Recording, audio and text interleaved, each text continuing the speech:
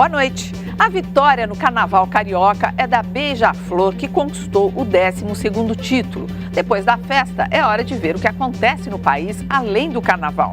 A deputada Jaqueline Roriz, aquela que foi flagrada recebendo dinheiro do chamado Mensalão do DEM, perde o cargo na Comissão de Reforma Política. E a Justiça Federal condena o deputado Paulo Pereira da Silva, mais conhecido como Paulinho da Força, por irregularidades na aplicação do dinheiro público. Vamos agora a outros destaques desta quarta-feira. O governo do Coronel Gaddafi oferece recompensa pela captura do principal líder da oposição. Estudantes e sem-teto invadem mansão da família Gaddafi em Londres.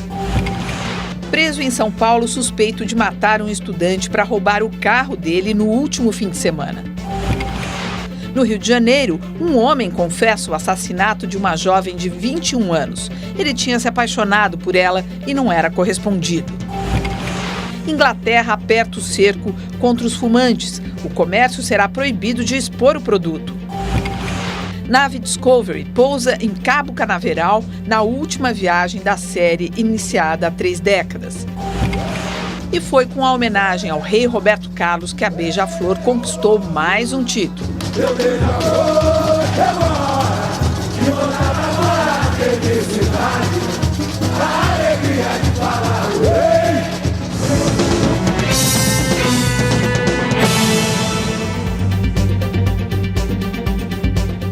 Participam da edição de hoje o escritor e roteirista Paulo Lins e a professora de Direito Internacional da Universidade de São Paulo, Maria Estela Basso.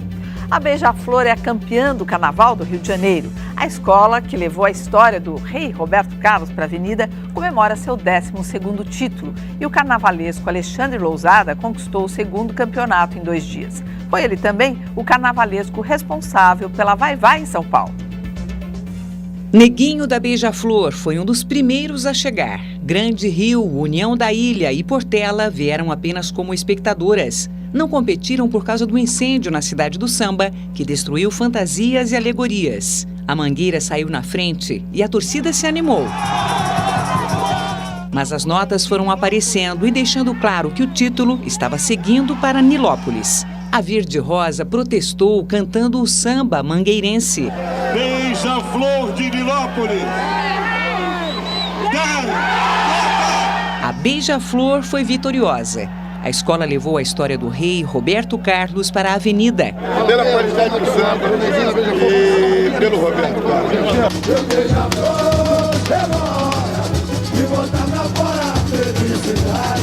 Da infância em Cachoeiro do Itapemirim, a Jovem Guarda. E os grandes sucessos ajudaram a levar o título para Nilópolis.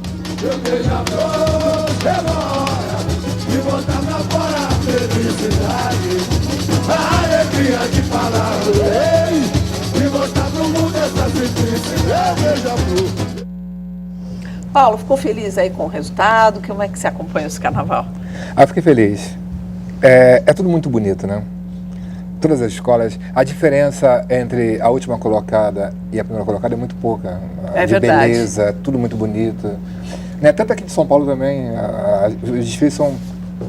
Mas falaram que em São Paulo tinha muita falha, né? Muito espaço entre uma escola e outra, muito buraco na avenida, como se diz. Eu acho que é o seguinte, eu vejo que isso são detalhes, na verdade, Sim. né? E isso pode atrapalhar realmente o desfile. O Salgueiro teve esse problema, que atrasou, né? Não conseguiu passar. Mas, assim, a beleza, né? A organização. A organização é muita gente, é gente de todo mundo. É uma festa maravilhosa. Agora, eu vou te perguntar uma coisa que podem até me taxar de ignorante, mas a sensação que a gente tem vendo as escolas na avenida é que depois que você viu uma, parece que todas as outras que vêm são iguais, são parecidas. Não sei para você, Maristela, mas acompanhando, eu tenho um pouco essa impressão. Tem a coisa dos esquisitos, né? Porque tem a questão da disputa, de julgar. Então, tem os jurados que vão ver cada quesito. Então, isso torna as escolas muito parecidas, muito igual. Quem vê uma parece que viu todas, né? Não é uma exceção. E está precisando mudar. Eu acho que o desfile da escola precisa de uma revolução, né? Mas... O Joãozinho sempre mudou na década de 80. Mas uma revolução que passe por onde, assim? Que possa ser inovado, que possa ter mais liberdade, né? Você vê que toda porta-bandeira, Versalhes, tudo é a mesma coisa, o mesmo espaço e tal. Eu pensei que tinha que ser assim. Não precisa ser igual, porque eles fazem realmente uma evolução muito parecida. É tudo muito parecido. Mas assim, não é regra do carnaval que tem que ser assim. Não, é uma regra. Então. Tem uma regra ali para você, que você tem que seguir aquela determinação. Tá. Se você fugir muito ou errar alguma coisa, você perde ponto. Né? Entendi. E um pontinho de nada... é contra isso que você está falando. Exatamente, deveria ter uma maior... tem que ter uma liberdade, não precisa ser tudo muito igual, ser tudo, sabe, ter maior... diversificar um pouco, né? Olha, a polícia de São Paulo anunciou a prisão do suspeito de matar Jair Henrique Pavanelli no último sábado. O caso do jovem de 21 anos foi mais um caso de latrocínio registrado na capital nas últimas semanas. Hoje a polícia deteve o suspeito de ter matado Jair Henrique Pavanelli, de 21 anos, morto com 5 tiros no sábado, quando tirava o carro da garagem de casa, nesta rua da zona leste de São Paulo. Não era da personalidade dele reagir ou nenhum traço de agressividade, né?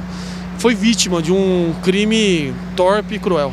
O suspeito levou a polícia até o local onde estaria o carro da vítima e a arma do crime. Existe sim realmente uma carcaça como outras, mas não sabemos se é do Ford Fiesta. Segundo o delegado, o suspeito teria confessado o crime. Prisão temporária eu vou pedir. Vou pedir sim, porque tem mais investigações para fazer nesse segundo indivíduo preso pela minha equipe. O caso de Jair Henrique Pavanelli foi um dos que chamaram a atenção da imprensa pela violência do crime. Mas, infelizmente, não foi o único latrocínio, roubo seguido de morte, registrado este ano em São Paulo. Um dia antes de Jair ser morto, outro jovem, Nicolas Marins Prado, de 20 anos, foi assassinado em frente a um prédio na zona sul de São Paulo, enquanto esperava por um amigo. O bandido levou o carro.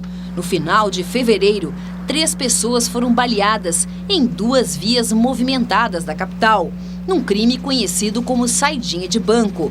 Na Via Anchieta, na zona sul paulistana, Ali Murad, irmão do deputado estadual Said Murad, foi assassinado depois que uma dupla de criminosos percebeu que ele tinha usado o dinheiro sacado para pagamentos e tinha apenas R$300 na carteira. A Secretaria de Segurança Pública de São Paulo informou que só tem dados sobre o número de latrocínios na capital referentes ao último trimestre do ano passado. Um novo balanço com os números do primeiro trimestre deste ano só será divulgado no mês que vem. E chegou hoje a São Paulo o principal suspeito do assassinato do aluno da Fundação Getúlio Vargas, Júlio César Bacri, há 2 semanas. Valmir Ventino da Silva, de 19 anos, foi preso no sábado em Cascavel, no Paraná. O delegado que investiga o caso, Paulo Tucci, disse que no depoimento de hoje, o suspeito Valmir Valentino da Silva confessou o crime. Valmir teria dito que foi agredido com ofensas xenófobas por Júlio César Bacri. Além disso, não gostou de olhares e gestos obscenos dirigidos à namorada. Em determinado momento ele pediu para que esses moços parassem e ele foi ofendido, chamado de nordestino, cabeça chata e farofeiro. As vítimas não confirmam isso, aliás, a vítima, né, porque uma delas morreu, não confirma isso, e as testemunhas que estavam na companhia das vítimas também não confirmam isso. Enfurecido, Valmir teria planejado, junto com o irmão, voltar ao bar no centro da capital para tirar satisfação. Bacri acabou assassinado com 5 tiros. Christopher Tominaga, também baleado, ficou ferido e pode sair do hospital nesta semana. Segundo o delegado, Valmir jogou a arma no rio Tamanduateí, no centro de São Paulo. E apesar de ter confessado a participação no crime, não quis dizer se matou Júlio César Bacri. Valmir, que foi preso sábado em Cascavel, no Paraná, tem passagens na polícia por roubo de carga e furto. Para o delegado, o caso está praticamente resolvido. Agora ele vai responder por um homicídio qualificado e uma tentativa de homicídio qualificado. A gente tem acompanhado nesses últimos tempos aí muitos crimes, a gente pode dizer banais, idiotas, enfim, mas as pessoas estão matando com muita facilidade. É a presença só da arma ou tem qual é o teu sentimento com relação a isso, Paulo? Acho que deveria, assim, acho que tem uma ira. Os institutos de pesquisa sobre criminalidade, as universidades, deveria elaborar uma pesquisa para ver os crimes de reincidência, quem está reincidindo, quem é que está, sabe? Quantas pessoas praticam, né, mesmo depois de preso, julgado, condenado, vem para a rua e pratica um crime. E também ver a origem dessas armas. É muita arma, tem muita arma nesse Brasil. Você que morou na Cidade de Deus, de onde vem a arma? Olha, sempre foi a polícia que vendia, sempre trazia a polícia. Você acha que esse é um caminho para identificar o problema, Maristela? Eu acho que Paulo tem razão nesse aspecto. A pesquisa seria bastante interessante para saber por quê, mas dessa juventude muito é a sensação de que tudo pode, né? Eu também posso pegar uma arma, eu também posso sair matando. Tem um pouco a sensação de que tudo pode e que os limites não existem mais, né? Nem mesmo da vida e da morte. Quer dizer, é muito fácil resolver o problema pegando uma arma e matando. Quer dizer, muito a insatisfação, quer dizer, o desamparo, a fragilidade dessa juventude diante de uma sociedade que parece ser cada vez mais cruel. Quer dizer, o que poderia ter feito ali com raiva, os ciúmes, não sei o quê, dar um soco e tal, mas como tinha a facilidade da arma, não. Você tem uma arma disponível dentro de casa ou do vizinho, sei lá de quem é a arma que ele pegou, mas deveria fazer um registro, rastrear, né? Como que essa arma chegou na mão de um jovem desse. Isso seria interessante. E essa pesquisa de residência também deveria ser feita, porque você vê que quando tem que libera o pessoal para passar o Natal, é indulto que se fala, né? Acontece milhares de crimes, as pessoas vão e praticam de novo, né? E melhorar as cadeias, porque isso já se fala há tantos anos que a cadeia é uma universidade do crime. Né? Isso também deveria melhorar as condições na cadeia, sabe? Recuperar. Não é só fazer punir, o sujeito, não é só punir, é recuperar o sujeito para ele não fazer mais, porque senão... Vamos à Líbia agora. O governo líbio oferece recompensa pela captura do principal líder da oposição. O coronel Muammar Gaddafi exige a retomada das cidades em poder dos grupos rebeldes e a Força Aérea bombardeia instalações petrolíferas na região leste do país. Este é Mustafa Abdel Jalil, presidente do Conselho Nacional Líbio e principal líder da oposição ao regime do coronel Muammar Gaddafi. Hoje, o governo ofereceu recompensa de 400 mil dinares, cerca de 900 mil reais, a qualquer pessoa que capture e entregue Jalil, que aparece nestas imagens da TV Al Jazeera. Por informações que levem à prisão dele, o governo pagará o equivalente a 300 mil reais. Jalil é descrito pelo governo como um espião a serviço de potências estrangeiras. Em nova aparição na TV, o coronel Gaddafi exigiu que o exército e as milícias governamentais retomem as cidades ocupadas pelos rebeldes e advertiu que se os Estados Unidos e as potências europeias decidirem impor uma zona de exclusão aérea sobre a Líbia, o povo pegará em armas para defendê-lo. Nesta quarta-feira, a Força Aérea intensificou os bombardeios sobre as áreas controladas pela oposição, incluindo instalações petrolíferas. Equipados com mísseis terra-ar, os rebeldes tentam impedir a aproximação dos caças da Força Aérea Líbia. Com baterias antiaéreas precariamente instaladas em veículos de uso civil, os combatentes revelam falta de treinamento e, com frequência, disparam para o ar, sem qualquer objetivo. Enquanto prosseguem os combates em várias frentes, hoje circularam informações de que Gaddafi enviou representantes para negociar com a União Europeia e a Liga Árabe uma saída para o conflito. Ao mesmo tempo, os Estados Unidos, França e Inglaterra estariam pressionando a Rússia e a China para que aceitem a implantação da zona de exclusão aérea sobre a Líbia. Russos e chineses também integram o Conselho de Segurança da ONU, onde têm poder de veto e podem atrapalhar os planos das potências ocidentais se não aprovarem a proposta. Maristela, por que Rússia e China não aprovariam essa proposta? No início eles estão dizendo que não vão aprovar, não aprovariam, mas depois com um pouco de pressão, sobretudo a Rússia, um pouco de pressão das potências ocidentais que estão no Conselho de Segurança, pode ser que aceite. Mas se a China não quiser, nenhuma decisão será tomada, porque é preciso dos 15 membros do Conselho de Segurança, os 5 principais votem no mesmo sentido para que seja implementada uma resolução dessa magnitude, né, de uma resolução como essa, um embargo aéreo. Bom, então, em princípio, elas não estão de acordo, primeiro porque mantêm relações diplomáticas com a Líbia boas relações diplomáticas, comerciais, e também pelo impacto econômico que gera para China e para a Rússia estarem junto com os demais 3 países importantes do Conselho de Segurança numa possível guerra contra a Líbia, porque são os países membros do Conselho de Segurança, os mais importantes, os 5, que na verdade financiam o primeiro ataque. Então teria um gasto. Sim, tem um gasto econômico e depois um gasto de contingente de pessoas, de soldados, quer dizer, que cada um membro do Conselho, principalmente os 5, tem que mandar para lá. Então implica também em disponibilidade de mandar pessoal e também disponibilidade financeira de arcar com uma guerra que evidentemente acontecerá depois de uma resolução como essa. Agora, Maristela, o que a gente observa assim, parece que existe um braço de ferro entre o Gaddafi e esse Jamil, que é o representante ali da oposição. Um fala, olha, Gaddafi, você tem 72 horas para sair, o outro fala, eu dou não sei quantos milhões de dólares para quem pegar, quer dizer, ele conhece bem, imagina, o povo miserável ali, eu te dou dinheiro para quem trouxer o Jamil. É isso mesmo? Existe uma... Porque quem que cumpre primeiro isso? O outro que não vai sair em 72 horas, porque não vai?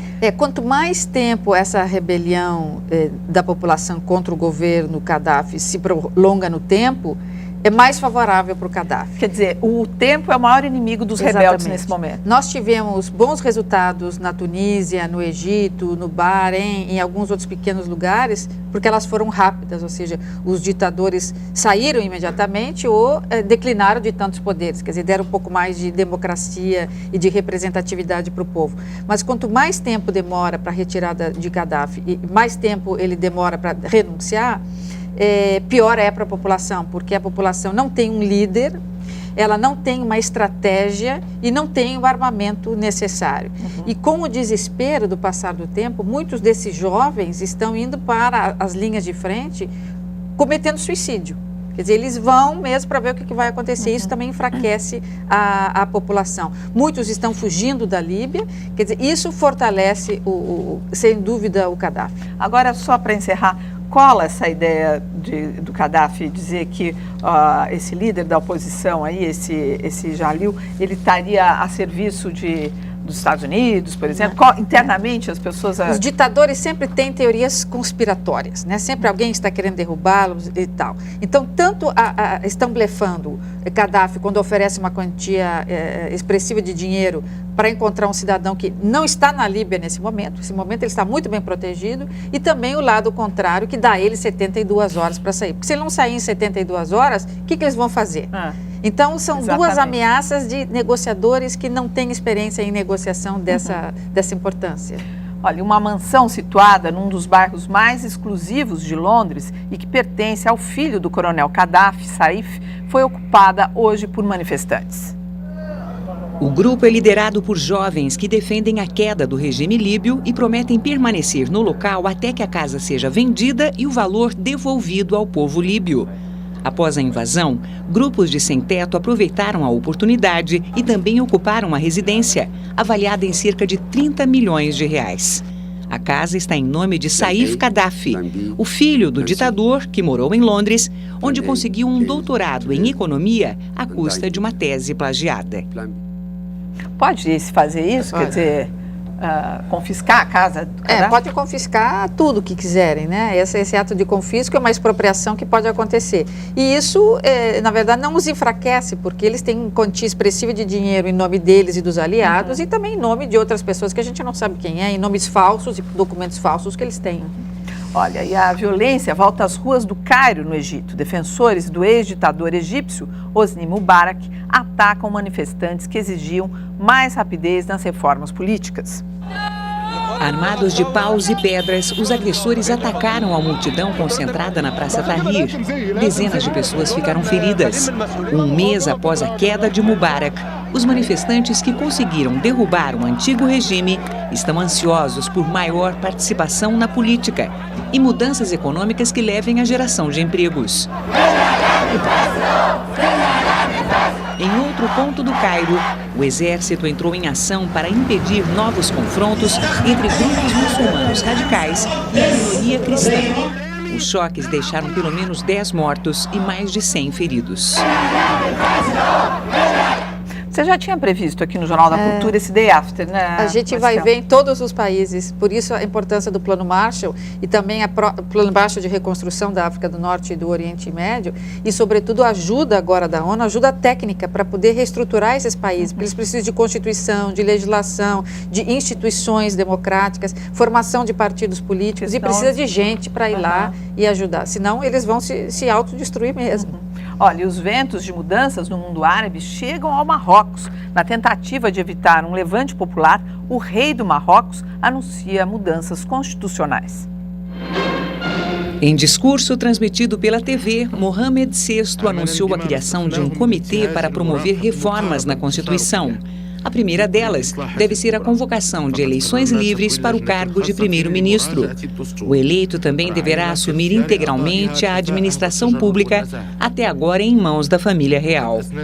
No mês passado, foram registrados protestos no Marrocos que terminaram com a morte de 5 pessoas após o início dos levantes populares na Tunísia e Egito.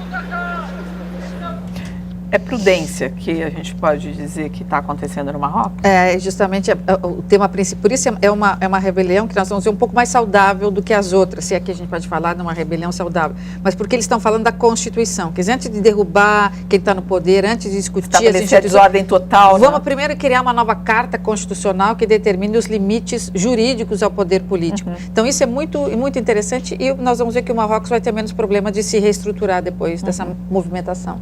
Olha, o relatório da ONU sobre o Afeganistão mostra que 2010 foi o ano mais violento desde o início da guerra há 10 anos. Segundo o documento, houve um grande aumento no número de civis mortos, a maioria vítima de ataques do Talibã à guerrilha muçulmana. O relatório da ONU indica que 2.700 pessoas morreram no país no ano passado, um aumento de 15% em relação a 2009. De acordo com o levantamento, 75% das mortes de civis ocorreram por ações do Talibã, o grupo muçulmano que combate o governo local e as forças estrangeiras lideradas pelos Estados Unidos. Um porta-voz do movimento contestou o conteúdo dos dados da ONU, que qualificou de parciais. Ainda segundo a ONU, a tendência mais alarmante no Afeganistão são as mortes de civis, de integrantes de equipes de ajuda humanitária e funcionários do governo, que aumentaram 105% em 2010. A Líbia pode virar um Afeganistão? Tudo indica que ela está indo para esse caminho, né? Por isso os Estados Unidos estão lá meio impassíveis, não sabendo o que vão fazer, porque uma intervenção agora na Líbia pode implicar num... Quer dizer, a Líbia não tem o Talibã, mas tem o Gaddafi. Tem, e tem as tribos também, né? O próprio Gaddafi representa uma tribo e essas tribos entre elas brigam também e vão brigar pelo poder. Agora, o Talibã pode questionar assim os números da ONU? Realmente eles são... Questiona, mas os dados da ONU são sempre muito importantes e muito corretos, porque vêm das pessoas que estão na linha de frente, né? Que são aqueles que fazem ajuda humanitária. Então, eles têm dados muito mais corretos do que qualquer outra instituição. Olha, e passado o carnaval, começa uma fase de sacrifício e penitência para os católicos. É a Quaresma. O tempo passa depressa, mas algumas tradições não se perdem. Desde quando que eu me entendo por gente que meus pais já criaram a gente assim. Então a gente já segue, né, esse vídeo.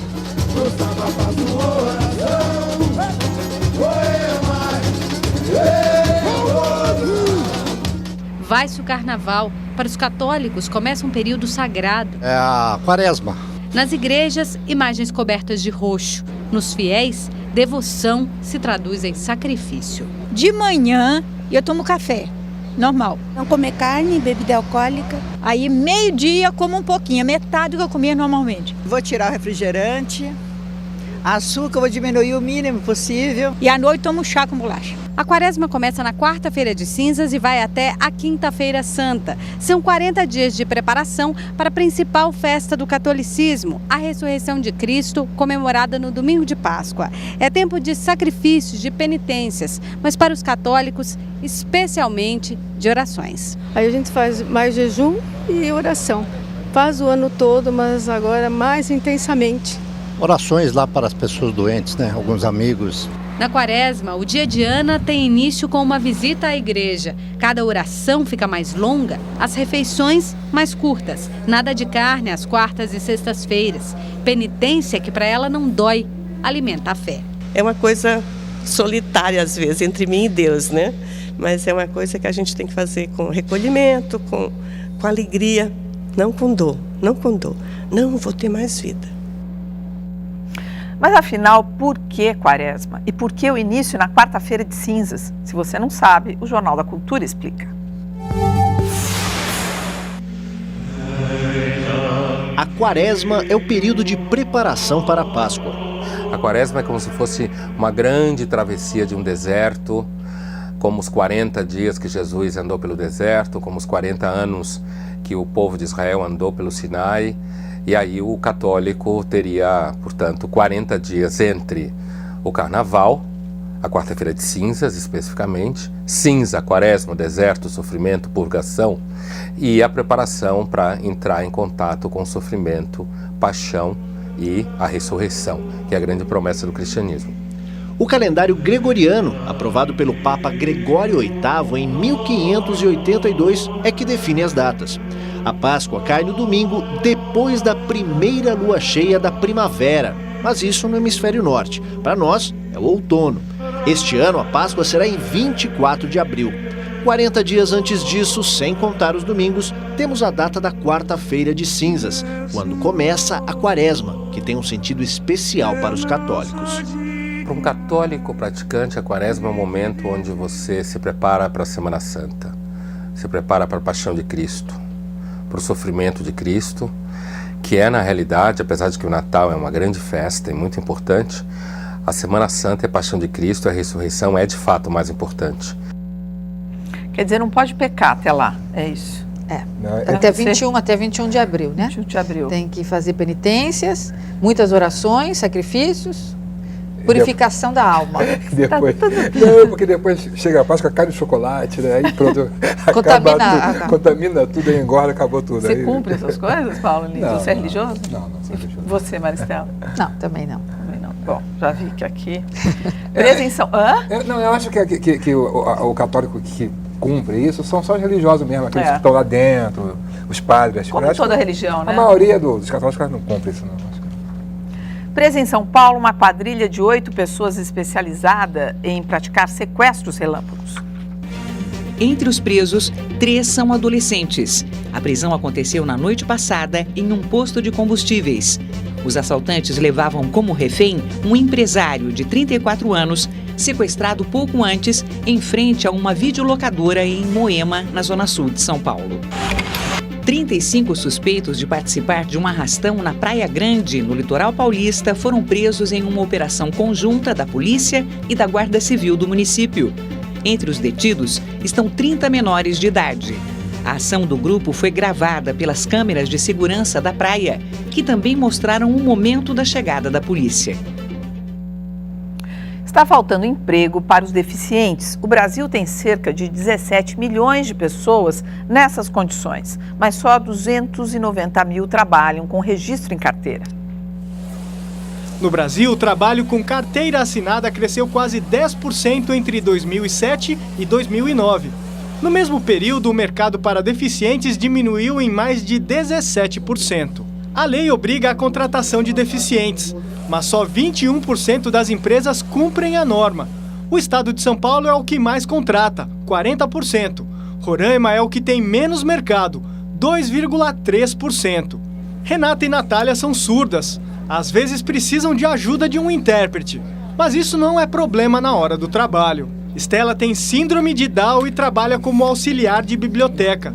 Na empresa que trabalhou antes, não lhe davam serviço porque achavam que era incapaz de realizar tarefas. Não é uma doença, é síndrome de Down. Empresas que não preenchem as cotas reclamam da falta de qualificação dos deficientes.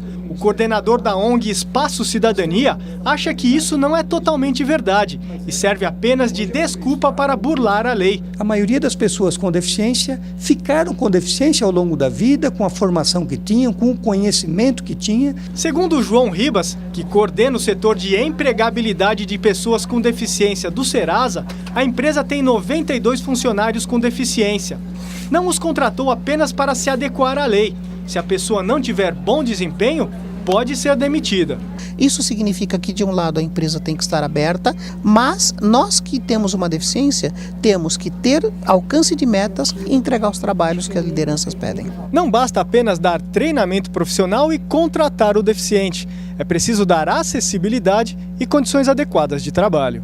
Os sanitários devem ser adaptados, as rampas suaves, elevadores que indiquem a localização. Segundo andar. Piso tátil para cegos, entre outras reformas.